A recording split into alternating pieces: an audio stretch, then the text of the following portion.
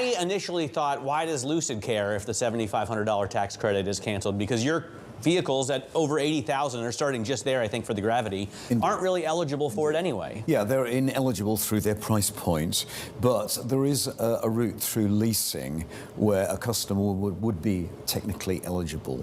But there's also a household income threshold, which rules out many of our customers. So you're not getting a goose from that. You haven't historically, and you won't in the coming year. You just had third quarter sales out that were better than expected. I think it was 200 million, a smaller loss than expected, and you've been taking orders for your new SUV, the Gravity, for I think just over a week now.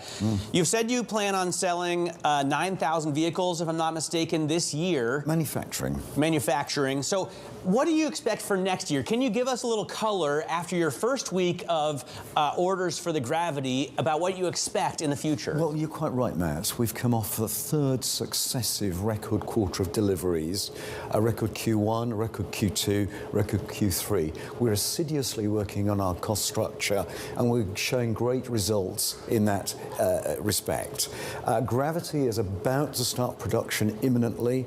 I'm fresh from the factory this week, back to Arizona imminently, and we're going to start production of what I believe is the best SUV on the planet very, very soon, made with a huge dose of pride from Arizona.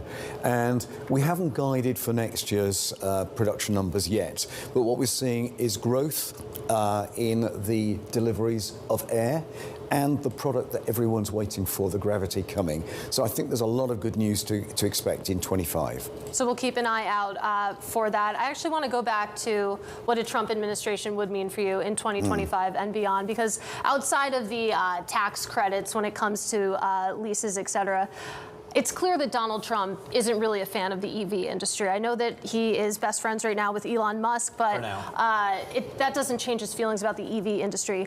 What do you think that a Trump administration could mean for Lucid, and are you taking any action to plan for that? Well, I think he's a fan, like so many, of American innovation. And what better example of American ingenuity and innovation than Lucid Motors, the most advanced tech in the world. And I think America is truly blessed with the technology and the technology advantage it has in the EV space right now. And I think that we need to think of the jobs that are created as a consequence of this, great high-tech jobs in Middle America.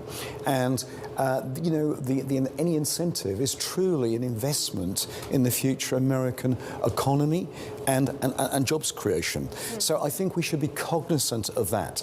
But I also would like to state this, that because Lucid's got the most advanced EV technology on the planet, we're able to go further with less batteries. So if there was a situation where incentives were removed which incentivize the amount of batteries you put in the car, Lucid, amongst all the EV makers, is really the most immune from that. What do you make of the relationship between the president-elect and Elon Musk? Do you ever worry that perhaps Tesla could get more favorable treatment? I am eternally optimistic that Lucid will prevail because we are a tech company and we've really taken the mantle of technology leadership from Tesla right now. And this is not really sufficiently recognized. So I think we're in a very strong position to weather any such storm. I'd say that, so I haven't driven a Lucid vehicle, and I don't have an emotional connection to the brand, but critics overwhelmingly name it as the best electric vehicle that a consumer can buy in terms of the technology and the driving experience. Nonetheless, you need a lot more cash, right? You've got, I think one estimate is that you need about $6 billion more cash before you can get to a break-even rate. The Saudis have already invested, I think, $8.5 billion, including the October equity raise. How are you going to get that? Where are you going to reach? Back to Saudi Arabia? You raise more equity from current investors? Do you bring in new investors? Because Rivian has done a great job of creating a partnership with Volkswagen that must look pretty appetizing to you. Yes, well, it's a capital-intensive business, as we're all aware.